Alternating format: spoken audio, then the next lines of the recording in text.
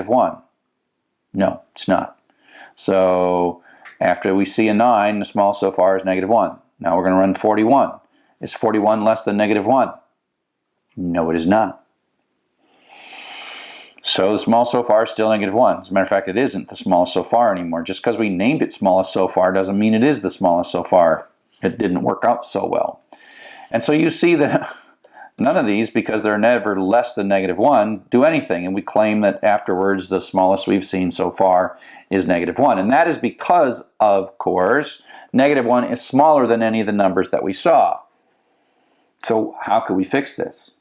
Well, if we started the smallest so far with some like arbitrary big number, then it'd be better. So if we made this 100, whoops, come back.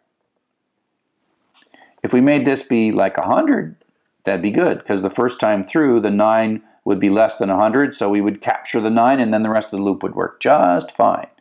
But then what if we didn't know how big these numbers were? As a matter of fact, the largest so far wouldn't have worked if all the numbers were negative. Think about that. We just assumed they were positive, and so we kind of wrote lazy code that assumed all numbers were positive. That might not be a good assumption depending on the numbers that you're dealing with, right? So maybe 100 is a good number to start with, or maybe like 1,000 or 10,000, or like some number with lots of zeros in it.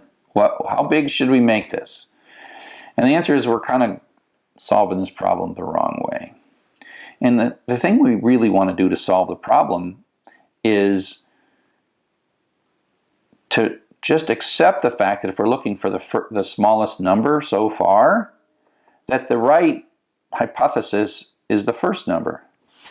And if we just knew what that first number was, the 9, because it's the first number, we know that it's both the largest so far and the smallest so far as soon as you see the first number. But we don't know here before the loop starts what that first number is. I mean, you can look at it, but assume this is just data that's coming from somewhere else, and we don't know it until we start reading it. So we have to construct a loop that deals with the fact that we want to capture the first value as our hypothesis for smallest so far. So how do we do that? Let's take a look. So what we do is we use yet another type. So we have integer, floating point, string, Boolean, and now we have a thing called the none type. None type is a special marker in that it only has one value. Boolean has true and false. You know, floating point has an infinite number of values, and integer has an infinite number of values, but none type has one value, none. None is a constant. Capital none is a constant. The difference is we can check to see if we have stored none. None is often used to indicate emptiness, not non-existence, because smallest doesn't exist until we assign it, but we're going to assign it to like a mark, a flag, a marker, some way to say, oh, this is not even a number, it's nothing. And so we're going to, and you can do this. So that's like makes a variable called smallest, and in it puts none. It sticks it right in. It's not a string none, it's like a special type. Okay? So that actually captures the notion that before the loop starts, the smallest number that we've seen so far is none. We haven't seen any numbers. Okay? So then we come in and we have an if statement. And we have a new operator called is. Is stronger than equal sign. And so if smallest is none, that becomes true. It runs this case. And so then what it does is it copies this first value, which is 9, into smallest. And so we see a 9, and the smallest so far is 9, which is the first value. And again, we're assuming we don't know what the first value is before the loop starts, so we use the first iteration through the loop as the moment where we capture that. Okay? So smallest is the value, and then we print it, and we go back up, and now it runs again with 41. 41 is not none. None is, there's only one thing that's none, so it is not equal to none.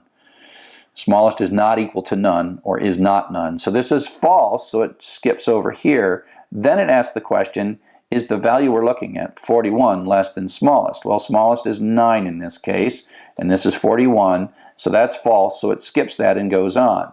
So we see 41, we don't take it, and then you can see that this will never become true again. This is pretty much false for the rest of the iterations of the loop. It's false for the rest of the iterations for the loop. So it just is going to run down here and ask this question. And at some point we see a 3, and we run this code, we capture it. We see 74, we don't capture it. We see 15, we don't capture it. So then the for loop skips out. At the end, we have the smallest. And actually, this would be a good technique for the largest as well, because it really is just a technique to put a marker in this variable so that we snag that first number or first whatever as we read and parse through them.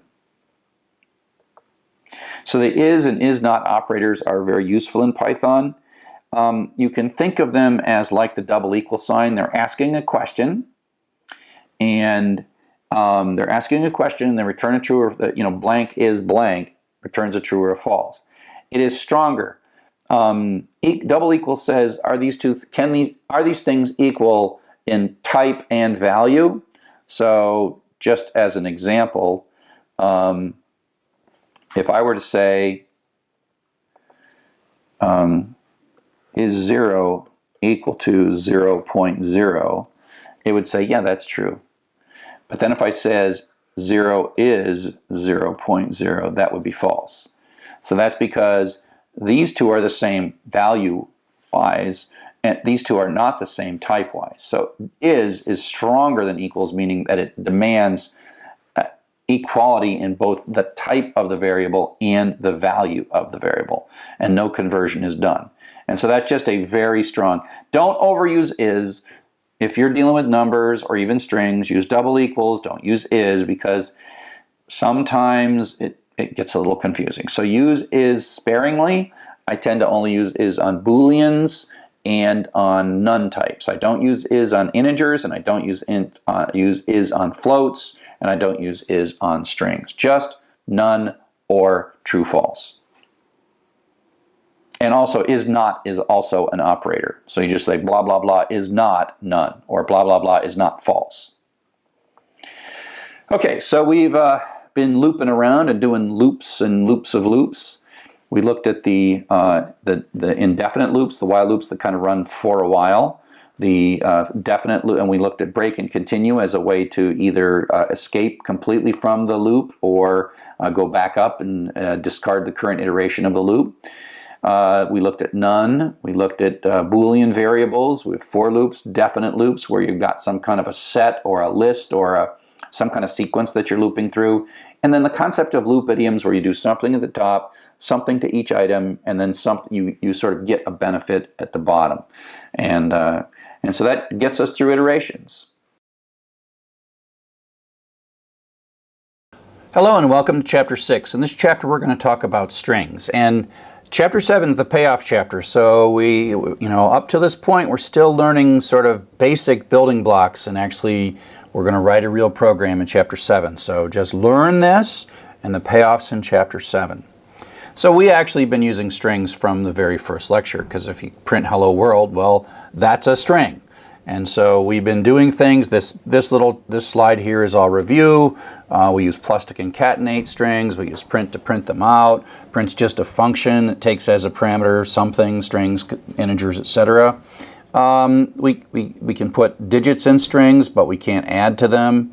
By now you figured this out, but you can use things like ints to convert the strings to integers and then print things out. So, we've been doing this for a while. We've been talking about strings all along. Now today, what we're going to do is going to just get into strings in more detail. We input data with the input function. Input returns us a string. And if we want to input a number, we have to run some kind of conversion, like we have to do on int before we take this data that we read from input, And so there's things that we've got to do, and we've been doing all these things in programs so far.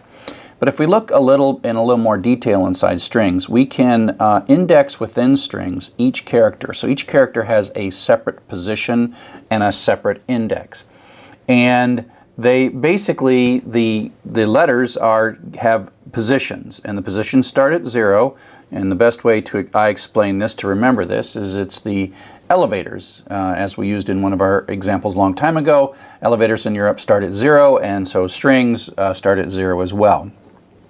Turns out in the old days there's some efficiency with the notion of